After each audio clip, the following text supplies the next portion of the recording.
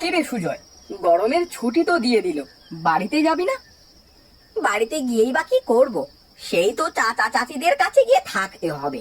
2 দিন ভালোই দেখবে, 3 দিনের দিন মুখটা কালো করে ফেলবে। তাহলে চল, এই সুযোগে আমরা আমাদের সমরপুর থেকে একটু বেরিয়ে আসি, দেখবি ভালো লাগবে। বাহ, তাহলে তো বেশ ভালোই হবে। কাকিমার হাতের খাবার, কাকা বাবুর সাথে আড্ডা, ওহ, পুরো জমে ক্ষীর হয়ে যাবে। যা রে বাবা, তোকে বলেই ভুল করে ফেললাম নাকি? এই তো হিংসে করলি তো? ঠিক আছে, তোর বাড়িতে যাওয়া লাগবে না, আমি যাচ্ছি। কাকা বাবু আর কাকিমাকে বলে দেব তুই কাজের চাপে আসতে পারিসনি। তুই কি ভেবেছিস বাবা মা তোর কথা বিশ্বাস করবে? আমি যে আগেই বাড়িতে চিঠি দিয়ে জানিয়ে দিয়েছি, এবার আমি একা না, সাথে পাগলাটাকেও নিয়ে আসছি। তাহলে তো হয়েই গেল। চল চল, তাড়াতাড়ি রুমে গিয়ে গুছিয়ে নি। আরে দাঁড়া দাঁড়া, একটু শান্তিতে চাটা তো খেতে দিবি, আর ট্রেনের টিকিটটাও তো কাটতে হবে নাকি? আগে রুমে চল, তারপর দেখা যাচ্ছে কি করা যায়।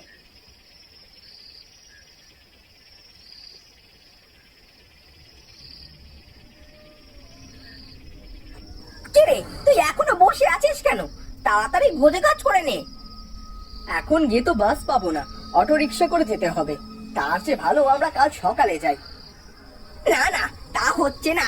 এখন যাওয়ার জন্য তৈরি হয়েছি, এখনই যাব। আমরা প্রয়োজনে ট্রেনে যাব, একটা এন্টারটেইনমেন্ট হয়ে যাবে।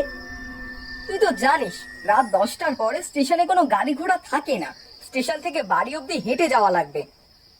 আরে 2 জন আছি না, সমস্যা হবে না, চল আজই যাই।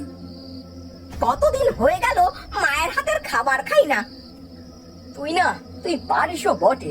নে চল তাহলে। আরে চল মানে, গোছগাছ তো কিছুই করলি না। আমি জানি তুই এমনই করবি, তাই আগে থেকে সব কিছু গোছগাছ করে রেখে দিয়েছি। বেশ অনেকদিন বাদে বাড়িতে যাচ্ছি। বেশ অনেকদিন বাদে, সেই মিডটার্ম পরীক্ষার আগে গিয়ে ঘুরে আসা। তারপর তো আর কোথাও ঘুরতে যাওয়াও সময় হয়নি।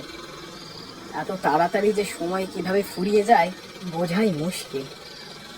দেখিস, বাড়িতে যাওয়ার পর পরই কাকিমা বলবে, কিচ্ছু খাস না, কি চিকন হয়ে গেছিস, নিজের যত্ন নিস না, আরো কত কি। মায়েরা তো এগুলো বলবেই। এবার তো বেশ কয়েকদিনের ছুটি, কাকিমার হাতের সব পিঠা খাবো এবার। আগে যেয়ে তো নি, তারপর যা খাওয়ার খাস।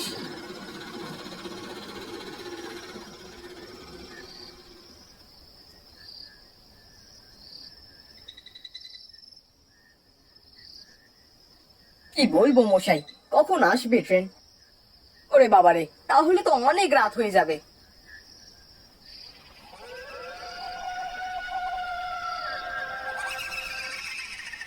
এই তো ট্রেন আসার সময় হয়ে গেছে, চল উঠে দাঁড়িয়ে পড়ি। ট্রেন এসে কিন্তু 2 মিনিটের বেশি থামবে না।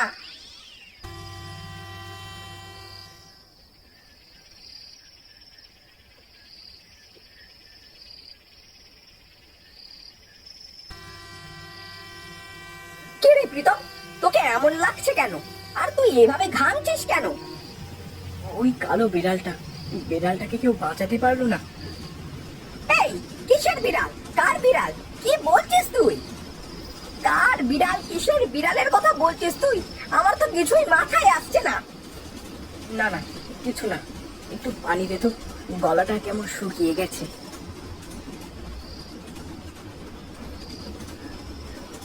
প্রীতম সুজয়কে কিছুই বুঝতে দিল না। কালো বিড়ালটা প্রীতমের মনের মধ্যে একটা ভয় তৈরি করেছে, কিন্তু প্রীতম তা কারো সাথে শেয়ার করতে পারছে না। সুজয়কে বললে সুজয় ভয় পেতে পারে, তাই প্রীতম চুপচাপ সুজয়ের সাথে তাল মিলিয়ে গল্প করতে থাকে আর হাসি ঠাট্টা করতে থাকে। এভাবে দুই বন্ধু গল্প হাসি ঠাট্টা করতে করতে সমরপুর স্টেশনে এসে ট্রেনটা থেমে যায়। প্রীতম আর সুজয় ট্রেন থেকে নেমে পড়ে। ট্রেনটা আবার ঝনঝন শব্দ করতে করতে সামনের দিকে ছুটে চলে।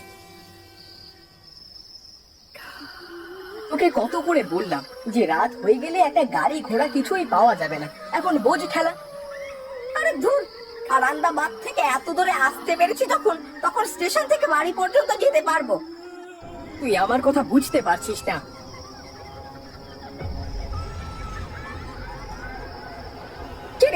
ওদিকে কি দেখছিস? বিড়ালটা দেখ, কালো বিড়ালটা এখানেও। কই, কোথায় বিড়াল? আমি তো কিছুই দেখতে পাচ্ছি না। সেই ট্রেনে ওঠার পর থেকে শুরু করেছিস, কিসের বিড়াল কিসের কি। চল চল, এখন আর দেরি করা ভালো হবে না। চল হাঁটতে হাঁটতে বাসায় যাই। আমি বলছিলাম যে আমরা এখন এই স্টেশনেই থাকি না, সকাল হলেই আমরা গাড়ি পাবো, তখন চলে যাব।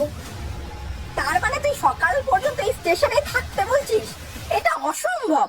তুই যাবি নাকি আমার সাথে বল, তা না হলে কিন্তু আমি একাই রওনা দেব। প্রীতম আর কোনো উপায় না পেয়ে ফোনের আলো জ্বালিয়ে সুজয়ের সাথে হাঁটতে শুরু করে।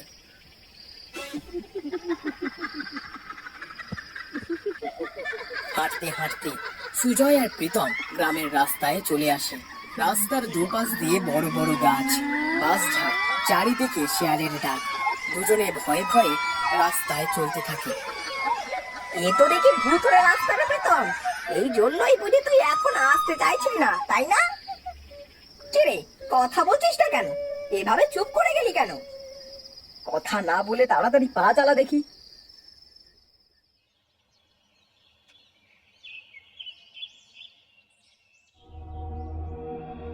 কি রে বাবা, ঘুম ভাঙলো তোর?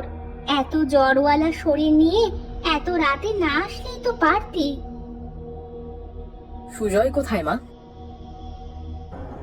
সুজয় তো সেই কখন বাজারে বাজার করতে চলে গেছে, কিন্তু তার আগে বল, তুই মাথা ঘুরে পড়ে গেলি কেন? ছেলেটা আমার ঘুম থেকে উঠতে পারলো না, তুমি প্রশ্ন করা শুরু করে দিলে। ঠিক আছে, আমি তাহলে আর কিছু না বলি। দেখি সুজয়টা কত দূর এলো। তোমরা মা ছেলে গল্প করো। এ তো খুবই খারাপ কথা রে বাবা। আজই তোকে একবার সাধু বাবার কাছে নিয়ে যেতে হবে। যা করার করো মা, আমি যে আর পারছি না। মনে হচ্ছে ও আমাকে ছিঁড়ে খেয়ে ফেলবে। কি ভয়ানক চোখ নিয়ে আমার দিকে তাকায়। তুই কিচ্ছু চিন্তা করিস না বাবা, কিচ্ছু হবে না। সর্বনাশ, এ কি হয়েছে তোর? বিড়ালটা তো দেখছি তোর ওপর কালো জাদু করেছে। হ্যাঁ, এখন কি হবে বাবা? আমার ছেলেকে যেভাবেই হোক আপনি বাঁচান। এই যে তোদের এই কর্মের ফল। কিন্তু আমার প্রীতম তো খুবই ভালো, ও তো কোনোদিন কারো কোনো ক্ষতি করেনি। ওর কোনো দোষ নেই, দোষ হলো ওর বাবা প্রতাপ বাবুর। সাধু শর্মাকে সব কথা খুলে বলে। সেদিন প্রতাপ কেমন করে ঘরের গাদায় আগুন লাগিয়ে দেয়, আর সেই আগুনে পুড়ে কালো বিড়ালটা ছাই হয়ে যায়। কিন্তু বাবা, এতে তো আমার সন্তানের কোনো হাত নেই, তাহলে কেন ওর সাথেই? প্রতাপ বাবুর সাথে পারেনি বলেই তো ছেলের ওপর দিয়ে বিড়ালটা প্রতিশোধ নেওয়ার চেষ্টা করেছে। আপনি আমার প্রীতমকে বাঁচান বাবা, তার জন্য যা করতে হয় তাই করব আমি।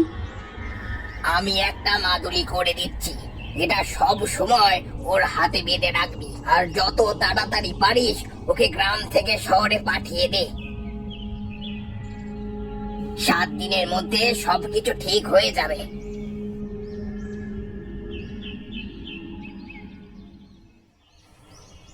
বাবা, প্রীতমের শরীরের অবস্থা খুব একটা ভালো না, আর এই অবস্থায় ওকে বাড়িতেও রাখতে পারছি না। তুমি ওর দিকে একটু খেয়াল রেখো বাবা। আপনি কোনো চিন্তা করবেন না কাকিমা, ওর কিচ্ছু হবে না। আমি ওকে কিছুই হতে দেব না। আমি জানি বাবা। এই নাও, এই মাদুলিটা রাখো, এটা তুমিও পরবে। আমি চাই আমার 2 ছেলের কারোরই যেন কোনো ক্ষতি না হয়। এবার তাহলে আমরা যাই কাকা বাবু। হ্যাঁ বাবা, যাও, সাবধানে যেও। আর কয়েকদিন পরে আমি আসছি তোমাদের নিতে। তুমি কোনো চিন্তা করো না বাবা, সব কিছু ঠিক হয়ে যাবে।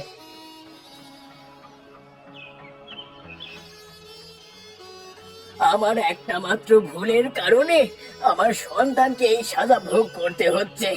এর চেয়ে ভালো আমার মরণ হলো না কেন? ওগো, যা হওয়ার হয়ে গেছে, এখন আর ওসব ভেবে লাভ নেই। চলো ঘরে চলো, দেখো সব ঠিক হয়ে যাবে।